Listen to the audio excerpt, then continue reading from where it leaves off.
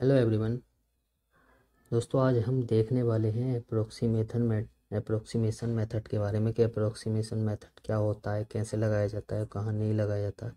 ये सारी चीज़ें हम आज देखने वाले हैं। ठीक है, तो सबसे पहले देख लेते हैं कि अप्रोक्स का मतलब क्या होता है। अप्रोक्स का मतलब अंदाज़ा लगाना या लगभग के बराबर, यानी कि कहते हैं ना, कभी कभी सवाल में आता है कि नियरेस्ट, तो ये वही अप्रोक्स है, मतलब नियरेस्ट बताना होता है इसमें। ठीक है, और इसके लिए आपको बेसिक कैलकुलेशन अच्छी होनी ज़रूरी है, आपकी प्रतिशत पर कमांड होनी ज़रूरी है।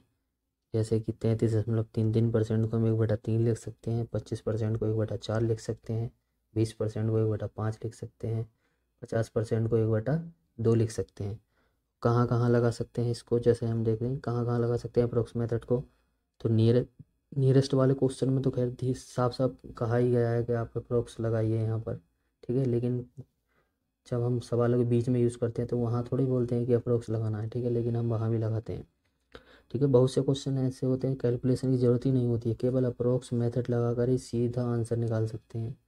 डीआई में बहुत काम आता है ये, डीआई में बहुत जगह, क्योंकि इसमें आंसर आते हैं जैसे 0.004, 0.3484, मतलब 897, इस तरीके से आंसर आते हैं, तो इसलिए डीआई में बहुत काम आता है। दो कॉन्सेप्ट को मिलाकर भी अप्रोक्स लगाया जाता है, वो देखेंगे हम कैसे कैसे होता है। ठीक है, और कब लगाएं ये भी ध्यान रखना ज़रूरी है। अगर आपके ऑप्शन दूर दूर हैं, ठीक है, यानी कि आपके ऑप्शन जैसे एक है 7, एक है 9, एक है 11, एक है 17, इस तरीके से है, तब तो ये अप्रोक्स मेथड रामबाण है। इसके अलावा किसी मेथड का यूज ना करके बहुत आसानी से इसका यूज करके आप आंसर निकाल सकते हैं।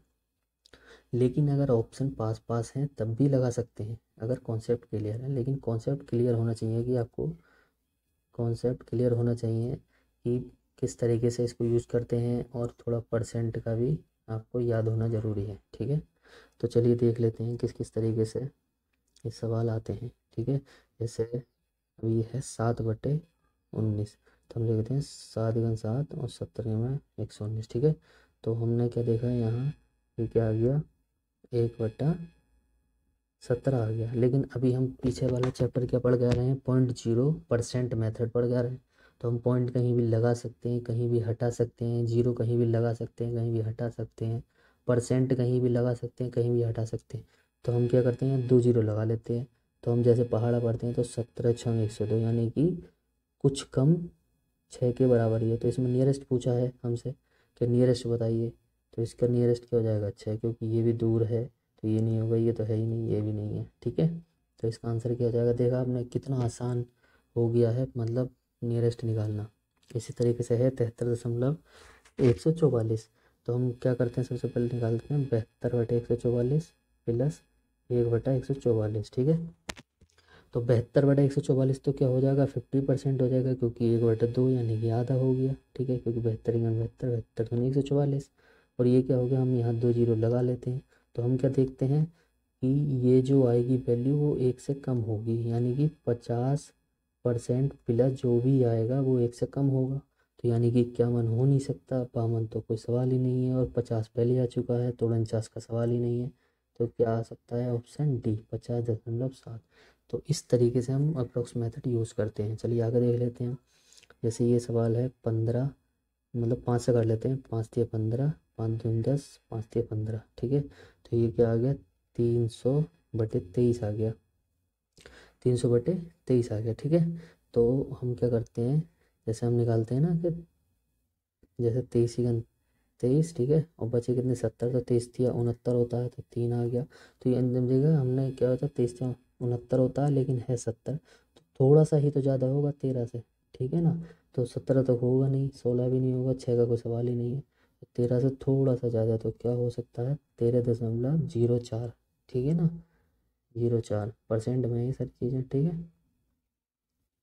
ठीक है, हम अगला देख लेते हैं। जैसे रेशियो में किस तरीके से यूज़ करते हैं प्रोपोर्शन में इसको, मिश्रण वाले सवालों में।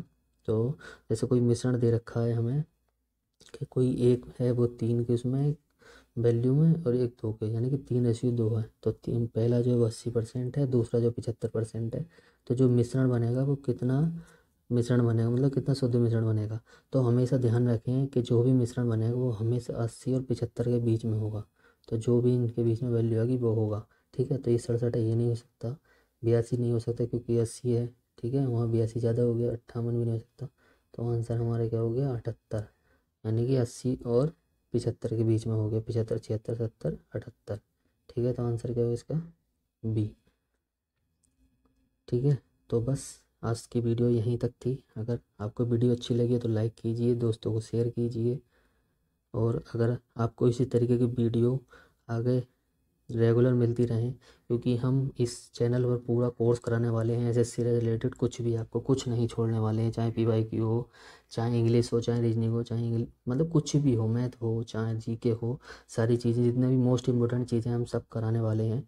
तो ठीक है, इस चैनल को इसलिए सब्सक्राइब कीजिए ताकि आपको जो है आने वाली वीडियो मिलती रहे। कभी कभी ऐसा होता है कि यूट्यूब जो है रेगुलर अपडेट नहीं दे पाता है, तो उसके लिए बेल आइकन दबा दीजिए ताकि आपको रेगुलर अपडेट भी मिलती रहे। इसलिए बस ये वीडियो यहीं तक थी, तो आगे बने रहने के लिए हमें सब्सक्राइब कीजिए।